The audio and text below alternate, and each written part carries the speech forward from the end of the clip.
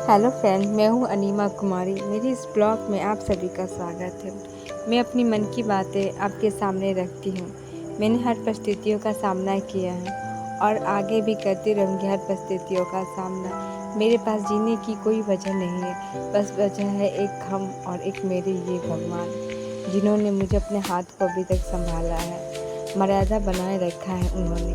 मेरे पास जीने की कोई अवस्था नहीं थी, जीने के लिए कोई अवस्था नहीं, लेकिन ये अवस्था उन्होंने मुझे दिया है, वो अपनी सेवा करवा के। मैं नहीं जानती थी कि भगवान की सेवा कैसे होती है, भगवान को मैं कैसे पूजूं, लेकिन हाँ, भगवान ने ये मुझे सिखाया है हाथ पकड़ के, तो मैं भगवान को कैसे भूल सकती हूँ।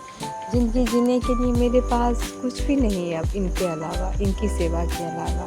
आज मैं जिस अवस्था में खड़ी हूँ, उन्होंने मुझे संभाला है। परिस्थितियों को उन्होंने उलट पलट कर दी हैं, लेकिन ये तो इन्हीं का देन है। आज मैं जीतती हूँ तो वो जीतेंगे, हारूंगी तो वो हारेंगे। इसलिए मैंने अपनी सारी अवस्था उनके चरणों में सौंप दिया है।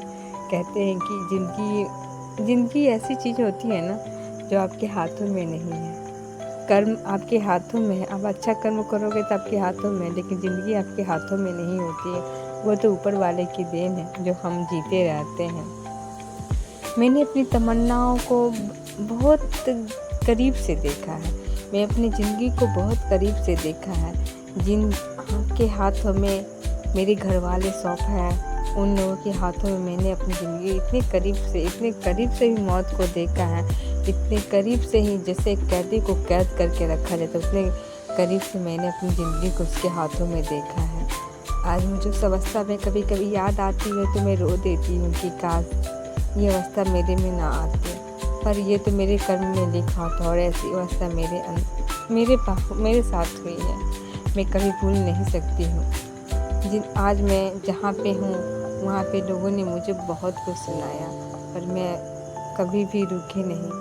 आज मेरे पास जीने के लिए कुछ भी नहीं है। यही जीने के लिए भगवान का सेवा है, जो मैं पर डे करती हूँ। उनकी सेवा जैसा मुझे लगे। अगर मेरे से गलती हो तो भगवान से मैं माफ़ी भी मांगती हूँ। आज की ज़िंदगी के ख्वाब था आज की ज़िंदगी का ख्वाब था और कल की ज़िंदगी के ख्वाब में बहुत का अंतर है। कल किसी के लिए मरती थी और आज मैं किसी और के लिए मरती हूँ, जिन्होंने मुझे हाथ पकड़ा है। आज मुझे अपनी इस अवस्था में शर्म नहीं आती है, कल उस अवस्था में मुझे शर्म आती थी। आज मैं जहाँ हूँ, एक यादें के रूप में, एक बरसात के रूप में मेरे पास ढेर सारी यादें हैं, जो मैं अपने आंचल में छुपा के रखी हूँ। जैसे कहते हैं ना, कोई माँ अपने बच्चे को आंचल में छुपा के रखती है, उसी तरह मैं अपनी यादों के आंचल में छुपा के रहती हूँ। आज मेरे पास इतनी सारी कठिन परिस्थितियाँ हैं, फिर भी इन कठिन परिस्थितियों का सामना कर रही हूँ। मेरे पास खोने के लिए कुछ भी नहीं है और मेरे पास पाने के लिए भी कुछ भी नहीं है। आज मेरा मन बहुत बेचैन हो जाता है उसके लिए, उसने मेरे साथ धोखा क्यों किया, पर मैं उससे सवाल नहीं करती हूँ। कि मैं इसलिए सवाल नहीं करती हूँ क्योंकि उसके पास जवाब ही नहीं है, और जब तक वो जवाब देगा तब तक बहुत आगे मैं बढ़ गई हूँ। क्योंकि एक हाथ से करोगे, दूसरा हाथ से पाओगे, ये एक औरत की बद्दुआ होती है। औरत अगर गलत ना हो तो उससे गलत मत ठहराओ यार, नहीं तो तुम कहीं का नहीं रहोगे।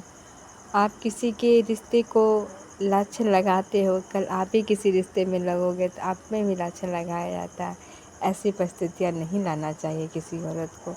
उसे पसंद नहीं है तो मत करो शादी, लेकिन किसी को बंधन में बांध के उससे दिल मत तोड़ो यार, उसे बीच रास्ते पे मत छोड़ो, क्योंकि वो भी किसी की लड़की है या किसी की बेटी और बहन है। क्योंकि परिस्थितियाँ झेलने पे वो लड़की अब मजबूर हो जाती है और सह ना पाती है। सहने के लिए, शक्ति बनाने के लिए उसको बहुत बड़ी टाइम लग जाती है, समय लग जाता है, जो वो अपने आप को संभालती है।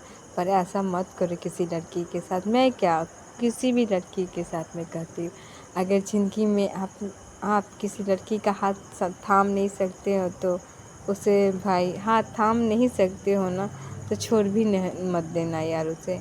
क्योंकि उसकी परिस्थिति कैसी होगी वो आपको पता नहीं होगा।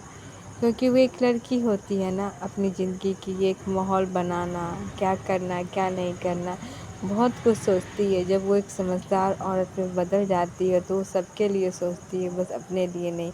इसी परिस्थिति का फ़ायदा उसके घर वाले उठाते हैं।